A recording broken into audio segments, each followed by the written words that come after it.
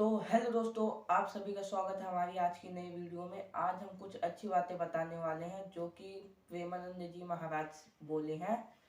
यदि आपके अंदर क्रोध, कुछ चिंता बनी रहती है तो आप ये वाली वीडियो देख लीजिए।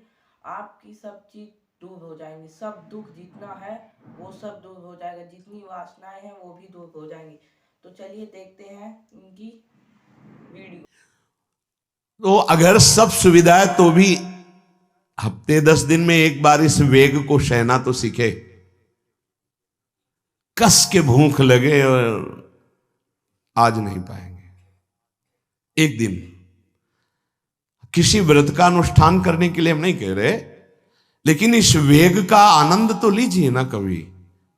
एक टाइम का छोड़ दीजिए, एक दिन केवल हफ्ते में सुबह थोड़ा ले लिया, बस अगले सुबह लेंगे थोड़ा, तो आपकी दिनचर्या नहीं बाधित होगी। आपको तो मिल रहा है ना, मिल ही नहीं रहा था। जो उदर वेग है, भूख में भजन का एक तार जुड़ता है, ये देखा है। क्योंकि ना तो नींद आएगी और ना कहीं और कोई प्रपंच की गुंजाइश है। क्योंकि उदर वेग जब भूख से व्याकुल जी होता है तो बचने के लिए एक ही उपाय है, केवल भगवत चिंतन। हटो उसके चिंतन से। ये पूर्व के संतों ने बहुत कष्ट पूर्वक भजन करके जो लाभ प्राप्त किया है वो आप लोगों को सहज में मिल। कभी कभी अपने को इससे परिपक्व करना चाहिए। जैसे शास्त्रीय पद्धति में महीना में 2 तो व्रत है ही हैं, 15 दिन में एक एकादशी, 15 दिन में एक एकादशी। वो इसीलिए रखा गया है सार्वजनिक रूप से कि वो संयम को ना कर पाए तो 15 दिन में एक दिन संयम पूर्वक पवित्र भजन। अपने लोग जानबूझकर हफ्ते में एक टाइम छोड़ दें या एक दिन कभी ऐसे, तो उदर वेग को सहते हुए भजन। उदर वेग देख लो, उदर वेग को सहने के लिए तो अगला जो बात कह रहे हैं वो अपने आप सह जाओगे। जैसे क्रोध वेग को सह गए तो हिंसा वेग पर आप शासन कर लेंगे, ऐसे उदर वेग को सह गए तो उपस्थ वेग को सह जाएंगे। उपस्थ वेग कहते हैं जनेन्द्री के कामोपभोग को। जब पेट में भरपेट भोजन ही नहीं है ना तो और कुछ चिंतन ही नहीं रहा। यौवन अवस्था, जवानी ऐसे भगवान ने काटी है कि याद ही नहीं रहा कि संसार का कोई सुख होता है। वह एक लक्ष्य ब्रह्माकार वृत्ति कैसे कैसे तत्वबोध हो, बस कठिन से कठिन जहां वैराग्य की भूमिका वहां कूद जाना, उसी में स्थिति में आने की कोशिश करना, देह राग का त्याग करना, ये युद्ध चल रहा था। बड़ी कृपा है। उपस्थ वेग, इसका जनेन्द्री का वेग आता है। जो स्कूल में आदतें जिनकी गंदी हो गई बच्चों की, फिर आगे वो संयम में, उनको बहुत बाधा है। कई ऐसी क्रियाओं से वो जानकारियां रख लेते हैं कि जो अपना सर्वनाश करने के लिए पर्याप्त है। उपस्थ का जब वेग आए तो सहने की सामर्थ्य उसी की आएगी जो उदर वेग को सह जाता है। पक्का। किसी उपासक को देखा बहुत शरीर कृश हो रहा है तो पूछा क्यों, भोजन क्यों नहीं करते, आप ऐसे कैसे हो रहे, पहले तो आप ऐसे नहीं थे, आप तो पहले बहुत स्वस्थ थे, फिर क्यों, का ऐसे नहीं, बताइए क्या है। ज्यादा आवश्यकता नहीं है, जीने के लिए बस प्राण पोषण के लिए डाल लेते हैं, क्योंकि जो शांति चाहिए वो तो इतने से ही मिलेगी ना। बहुत सुंदर, बहुत प्रसन्नता है। ठीक है, ठीक चल रहे हो आप, पर इतना पाते रहो कि सीढ़ियां चढ़ उतर ले, इतना पाते रहो कि आपका शरीर काम करे। बका हृदय में बहुत प्रसन्नता है, बहुत सुंदर। संयम में अपने आप को ले आना ये महात्मा का लक्षण होता है, चाहे स्त्री शरीर हो चाहे पुरुष शरीर हो। धन्याति धन्य। आप अपने आप को कस दीजिए, यही तो राग त्यागना ही। जो जवानी में अपने आप को जला दिया वो बुढ़ापे में चमकता है, ध्यान रखना। जो जवानी में उद्दंडता में समय व्यतीत किया वो बुढ़ापे में गंधाता है, ये भी ध्यान रखना। गंधाता, वो अंदर जो दुर्गंध के पौधे थे ना वो सब दुर्गंध फैलाते हैं। पूज्य श्री पंडित गया प्रसाद जी महाराज जी ने कहा, गृहस्थी में होते हुए भी 40 और 45 के बीच में काम विजयी हो जाना चाहिए, नहीं तो जीवन बिल्कुल बर्बाद हो जाएगा। जो कुछ गृहस्थ धर्म की सेवा है 40-45 के बीच तक हो जाए, मतलब 20 से 25 से ब्याह हुआ आपका, 40-45 तक लड़का बच्चा, इसके बाद अखंड ब्रह्मचर्य धारण कर लो। 40-45 से संयम में हो जाओ तो तुम्हारा जीवन सार्थक हो जाएगा। पूज्य पंडित गया प्रसाद जी महाराज। बहुत जरूरी है उपस्थ जनेन्द्री के वेग को सहना, पर हर वेग अपने आप में बहुत कठिन है, पर एक दूसरे से इसका तारतम्य है। यदि उदर वेग रसेंद्री को आप शासन में ले लिए तो जनेन्द्री को आप शासन में ले लेंगे, और अगर रसेंद्री को शासन में ले लिया तो जनेन्द्री को शासन में ले सके असंभव, पक्का। और जनेन्द्री रसेंद्री के सब खिलवाड़ चल रहे तो परमार्थ और भगवत प्रेम प्राप्ति, ये तो सब अभ्यास जिनका भगवदाकार हो गया है वो विषयान ग्रहणंत मुंचंत हुआ। जब इंद्रियों पर शासन बाबा ने अपने किया तो 24 घंटे में एक कवल पाते थे, एक कवल। आश्चर्य होता है, ऐसे सामने दाल रोटी सान ली गई और एक कवल जितना। बाबा सिद्धासन पद्मासन का से, और जब भगवदानंद ब्रह्मानंद में 70 घरों में एक दिन में भिक्षा में जाते थे, एक दिन भिक्षा। अब वहां गए तो एक कवल तो पाया ना, तो 70 कवल हो गए। विषयान ग्रहणंत मुंचंत हुआ, कोई फर्क नहीं पर हम क्या होता है कि स्थिति होती नहीं तो सिद्धों की नकल करने लगते नहीं। पहले हम साधक हैं, पहले हमारी इन वेगों पर विजय प्राप्त करने की वृत्ति आनी चाहिए।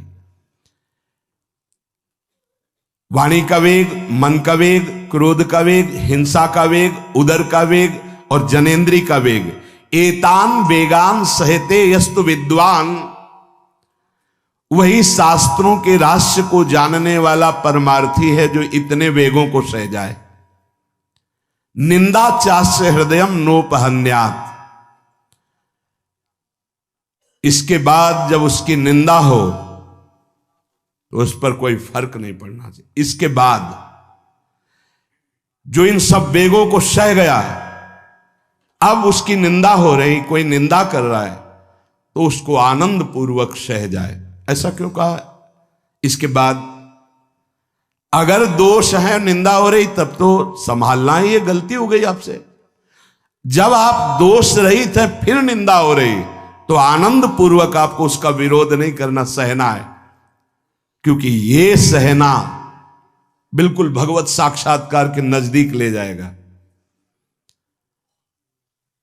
देखो, अपमान, निंदा, तिरस्कार, असलियत में हम कैसे साधक हैं इन्हीं के द्वारा परिचय होता है। पूज्य स्वामी श्री अनंग बोधाश्रम स्वामी जी महाराज बड़े महापुरुष थे, जिनको स्वयं करपात्री जी महाराज मूर्तिमान ब्रह्म कह के साष्टांग दंडवत करते, दिगंबर रहते थे, नंग धड़ंग, केवल गंगा के ही तट पे। वो महीने 2 महीने में और कहीं नहीं जाते थे। एक बड़े वकील साहब थे, वो भिक्षुकों को रोटी दाल से रोज बंटवाते थे, उनकी पंक्ति में लगने जाते थे। महीने 2 महीने में एक बार पंक्ति में लगते थे जाके, नंग धड़ंग, अवधूत वेश, जटाएं, और जरूर ऐसी चेष्टा करते थे जिससे उनको धक्का मुक्की लगा दी जाए। तो एक दिन गए, लाइन में खड़े हुए, फिर 2 लोगों को क्रॉस करके आगे लाइन में, फिर आगे लाइन, तो जो नौकर डंडा लिए खड़े थे उन्होंने कहा तुम्हें बार बार मना किया, 1-2 डंडे लगे, फिर आगे जाके खड़े हो, तो धक्का मारा, पीछे किया। और ऐसा ये महीने 2 महीने में वहां सहने जाते थे। अचानक उस दिन वकील निकले, उन्होंने देखा, अरे स्वामी अनंग बोधास, पता है तुम्हें कौन? साष्टांग दंड। उस दिन से जाना बंद कर दिया। फिर एक दिन गए थे प्रभुदत्त ब्रह्मचारी जी के यहाँ, कहां असनी है और कहां जोशी, गंगा किनारे पूरी रात चल करके पहुंचे। 2 बजे आवाज लगाई, ब्रह्मचारी, स्वामी जी उतरे नीचे, साष्टांग दंड, बैठे। उनका स्वामी जी 2 बजे रात, बोले हाँ ऐसे मन आया आ गए, कुछ खाओगे पियाओगे? स्वामी जी, और वो भी परमहंस ब्रह्मचारी जी, बहुत संयमी महापुरुष, प्रभुदत्त ब्रह्मचारी। टीन में कुछ आटा रखा तो बोले स्वामी जी कहो तो रोटी बना दे। बोले हाँ बनाओ। रोटी और नमक ऐसे पाए, जितना टीन में आटा था सब भाग, जो 2-4 किलो जो भी। तो बोले स्वामी जी आटा तो खत्म हो गया। बोले हाँ, भोजन का स्वाद तो साधु ही जानता है। फिर उठे, झूसी से असनी फिर पैदल। हे संतों की मौत, अपमान, तिरस्कार, क्षुधा, हर वेग, ये हमारी कसौटी है। परमार्थ का पथिक चाहे जिस मार्ग का हो। देखो सुदामा जी गृहस्थ मार्ग के कितने उच्च कोटि के, नरसिंह मेहता गृहस्थ मार्ग में कितने उच्च कोटि के। एक कभी तो सौभाग्य ऐसा प्रभु देते जब कोई हमारी निंदा करता है, ये सौभाग्य है, हमें सहने का सौभाग्य मिलता है। कभी तो कोई अपमान करता है जब, तो भगवान से प्रेरित होकर वो सौभाग्य मिलता है। ये साधक को उस समय चिड़चिड़ा नहीं होना चाहिए, उस समय मुस्कुराना चाहिए कि आज मेरी स्थिति का थर्मामीटर डाला जा रहा है, कैसे हो, नहीं आनंदित है। पर देख लो, प्रशंसा होगी तो चेहरा खिला हुआ गुलाब के फूल की तरह मिलेगा, और निंदा होगी तो ऐसे होगा। ऐसा नहीं होना चाहिए। नहीं करत जे अनसहन निंदक, तीनों पे अनुग्रह कियो। इसीलिए पूज्य बाबा कह रहे कि इसके बावजूद, अर्थात समस्त वेगों को सहन करने के बावजूद तुम्हारी जब निंदा हो और उसको सह जाओ, तब तुम परमार्थ के शूरवीर योद्धा कहे जाओगे। विपत्ति में सब साथ छोड़ देते तो हृदय के भी साथी साथ छोड़ते हैं, ध्यान रखना। जब विपत्ति आती है तो मन भी साथ देना बंद करने लगता है, विपरीत जाने लगता है, बुद्धि भी विपरीत जाने लगती है। इसलिए जो विपत्ति में अपने धैर्य और साहस को ना खोकर अपने सिद्धांत से चलता है उसे महात्मा कहते, चाहे वो गृहस्थ हो चाहे विरक्त हो। ध्यान दीजिए, संपत्ति में, अनुकूलता में तो सब सावधान होने की कोशिश करेंगे, बड़ी कृपा है भगवान की। यहां कहने विपत्ति में सब साथ छोड़ते हैं, ये जीवन में देखा है। विपत्ति में ना तो बाहरी कोई साथ देता है और ना मन साथ देता है, उस समय भजन साथ देता है, भजन। विपत्ति में हृदय को जो दृढ़ रखे, धैर्यवान और साहस बिल्कुल ना गिरने पावे, आगे बढ़ो, नाम जब तुम्हारा भजन वैसे ही चलना चाहिए, तब समझना चाहिए कि हमारी साधना परिपक्व। विपत्ति में कोई साथी नहीं होता, देखा गया है, कोई साथी नहीं। मन भी धोखा दे देता है, मन भी, अपना मन भी साथी नहीं, उस समय केवल भजन साथी होता है। तभी विपत्ति को कुंती जी ने मांगा, क्योंकि उस समय एक ही साथी होता है, हरि बस। संपत्ति में तो बहुत साथी मिल जाएंगे, अब तो साथी ही साथी हैं, जिधर देखो उधर साथी हैं। उस समय तो जिधर देखो उधर केवल हरि है, दूसरा कोई है नहीं। ये बड़ा सुख मिलता है जब तिरस्कार और विपत्ति एक साथ होती है, तो सीधे प्रभु से फोन में बात होती, सीधे प्रभु होते हैं कि आपके सिवा को। इसीलिए बहुत प्रवीण है कुंती माता, इसीलिए कहा कि मुझे विपत्ति दीजिए जो हर कदम में आपका स्मरण कराती है। अच्छा, प्रभु जब कृपा करते हैं तो ऐसी विपत्ति देते हैं कि अंतिम श्वास तक वो बनी ही रहती है, अंतिम श्वास तक बनी रहती है। हर कदम पर जैसे गार्ड रखा जाता है ना, सावधान, यहां से ऐसे ऐसे ऐसे हर समय विपत्ति महारानी सावधान, तुम्हारा जीवन कभी भी नष्ट हो सकता है, किसी भी क्षण नष्ट हो सकता है, इसलिए हर समय लक्ष्य पे रखो अपनी दृष्टि, प्रिया प्रीतम पे। ये कृपा होती है। तो उपासक को जब विपत्ति मिले, सब साथ छोड़ दें, मन भी ना लगे, तब धैर्य और साहस दोनों को सुरक्षित रखते हुए साधना में समय आया है, परीक्षा आई है। फेल मत हो, धैर्य पूर्वक डटे रहो, निकल जाएगा। ये तूफान है, मन का तूफान है, माया का तूफान, निकल जाएगा, आगे बढ़ो। अगर भूल गए तो इससे बड़ी कोई हानि नहीं होगी, ध्यान देना। सा हानिस्तन महच्छिद्रम सा चांद्र जड़ मूढ़ता यन्मुहूर्तम क्षणार्धम वा वासुदेवम न चिंतयेत। अय उपासक, वो मुहूर्त, वो आधा क्षण जिसमें आप अपने प्रभु को भूल गए, किसी भी प्रकार से अपमान को देखकर, निंदा को सुनकर, विपत्ति के चक, सबसे बड़ी हानि हो जाएगी। आधे क्षण के लिए भी प्रभु को नहीं भूलना सबसे बड़ी त्रुटि, अंधापन, जड़ता, मूर्खता होगी कि उपासक निंदा सुनकर, अपमान की परिस्थिति में या विपत्ति में अपने प्रभु को भूल जाए। नहीं, एक क्षण के लिए भी नहीं, ना संपत्ति में भूलेंगे और ना विपत्ति में भूलेंगे। जो उपासक है वो ममता शून्य होता है, इसलिए उसका भजन नहीं रुक सकता। न शरीर पे ममता है, न किसी संबंधी पे ममता है, तो विपत्ति किस पे आएगी?